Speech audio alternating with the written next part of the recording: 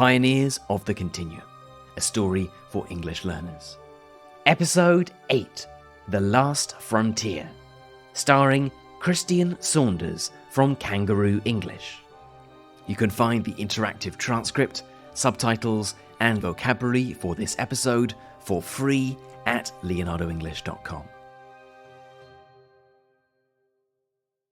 As I wandered around my apartment the morning after my trip to the future, one thought occupied my mind. I had to get out of here. By here, I meant this false timeline. I had to get back to my timeline. When I got back, the team were calling me Jerome, and they said I looked different. They expected my hair to be blonde instead of brown, and they looked different to me too.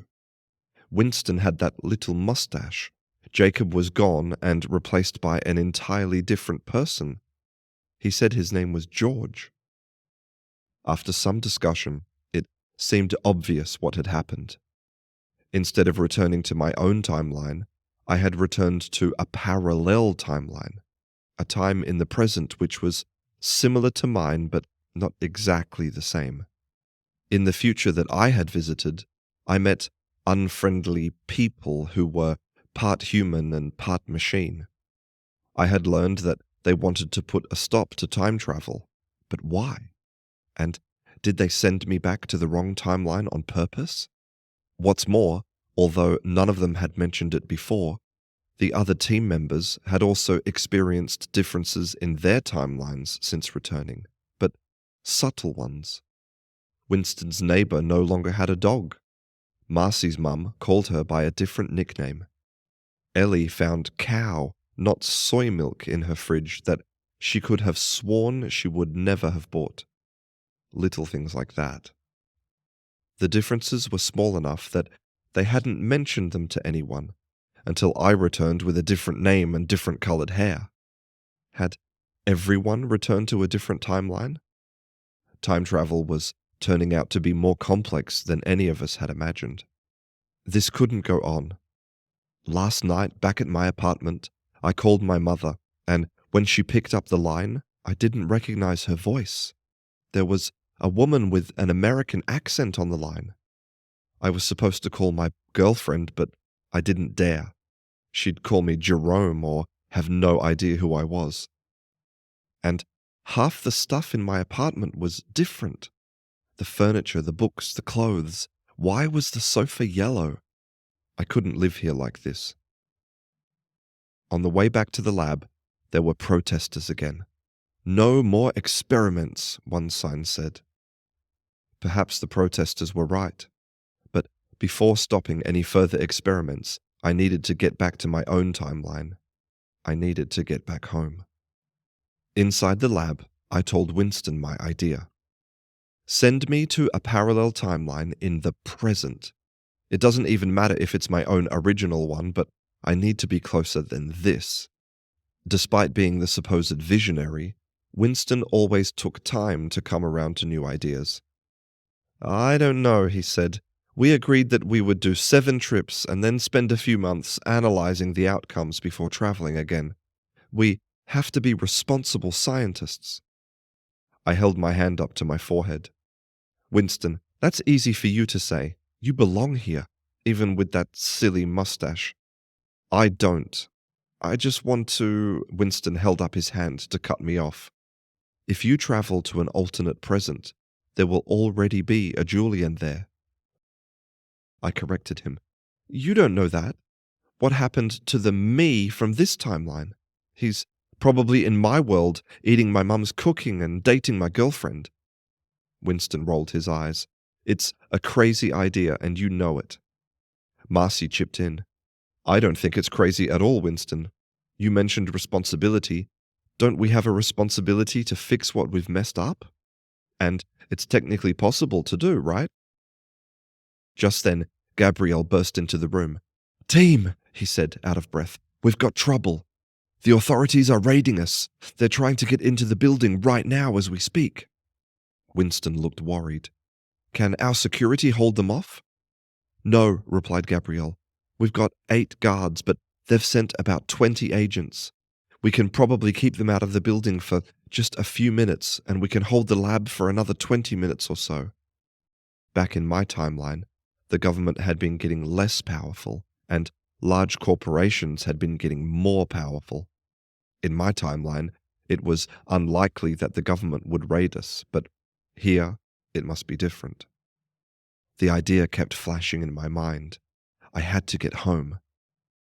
Our lab area had extra security, and only the 7 of us were ever allowed to enter. We even did the cleaning ourselves, but government agents could break down the door eventually. "Listen, everyone," I said. "Once the authorities get in here, they'll shut down the lab, confiscate the equipment, and I'll never get the chance to return. Come on and help me. We've got just enough time before they break in here." The others nodded. "We should all go," said George, Jacob's replacement. "Wherever we end up, at least the authorities may not be onto us, and if it's no good, we can time jump again." "But me first," I insisted, "and make it permanent. No 1-hour safeguard, no chrono trigger. I won't be coming back." Everyone stood silent for a moment, but then sounds of shouting and commotion from the front of the building jolted us into action. Working quickly, I placed myself in the transporter box while the others prepared the machine. It came on and began scanning for quantum entanglement points. Winston looked at the screen and started to speak. "Okay, same time, same place, but parallel universe. I've got one, but I don't like it. Only 1 point shows up when there should be thousands. Remember what happened last time? There was banging on the door of the lab and the sound of muffled voices shouting through the heavy door. "Do it, Winston," I told him. "Do it now." I closed my eyes. We had been to the past and we had been to the future. It was time for the last frontier. I would be traveling to the present. A different present. Hopefully.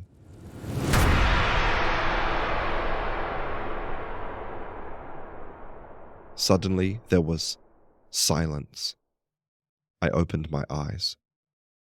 I was in the lab, but it was empty. No computers, no machines, no time travel equipment. And standing in front of me, expectantly, was another me. It's a great shock to come face to face with yourself. It's a bit like looking in a mirror, but my mirror image's clothes were different. They were much more old-fashioned, like something from 1839, not 2039. The other me, let me call him my clone, said, "Welcome." "Thank you," I said. What's happening? Where am I? I haven't come to the right place, have I?" My clone looked at me with something that seemed like pity. "No, you haven't," he said. "I will explain everything in just a minute, but I'm expecting a couple more to come through. They usually come through at this time of day." I was puzzled. "A couple more what? Come through where?" My clone moved me to the corner of the room. "Stand there, out of the way," he said.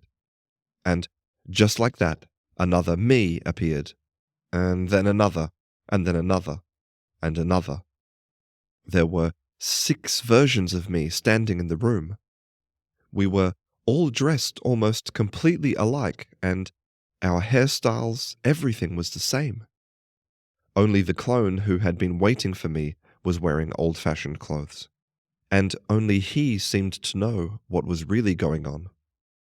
"Right then," he announced. "Call me Julian 1 for now. The first thing you need to do is open your arm implants and turn them off." I looked briefly at the other Julians. Then I did as Julian 1 requested. I opened my arm implant and powered down the system. I immediately felt different. I felt freer. Julian 1 continued. "You traveled to the future, and the collective used a virus to control your mind. They made you want to time travel again to get home. The same virus infected the time machine and sent you here. It was all part of their plan." The freedom I had felt evaporated. Julian 1 continued. "More Julians have been arriving every day. There are over 100 of us now.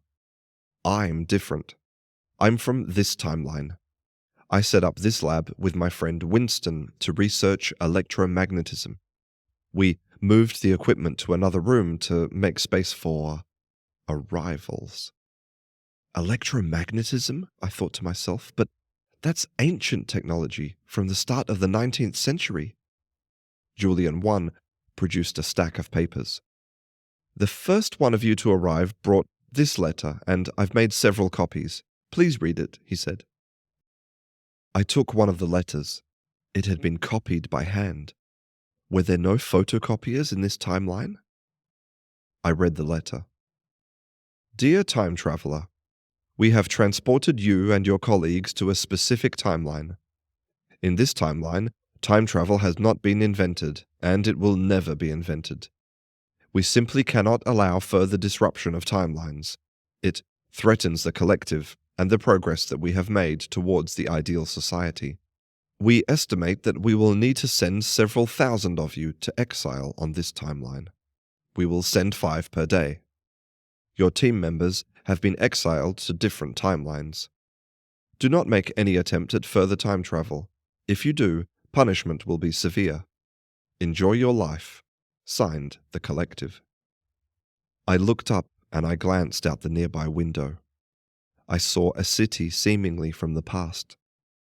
There were factories and houses, but there were no cars, buses, power cables, or other signs of modern technology. It looked like I would be stuck here in this backwater, a timeline where technology had barely advanced to the industrial era.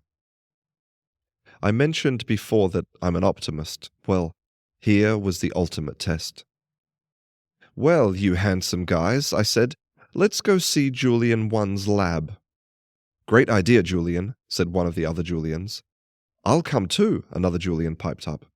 Got room for another Julian, said another. Sure, Julian, I said to the Julians.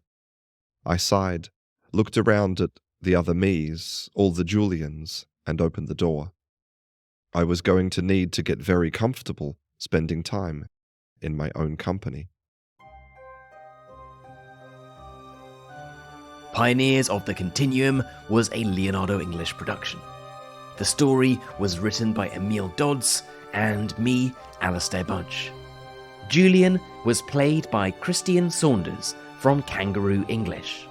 If you enjoyed this series, then please tell a friend about it and leave a review. Thanks for listening.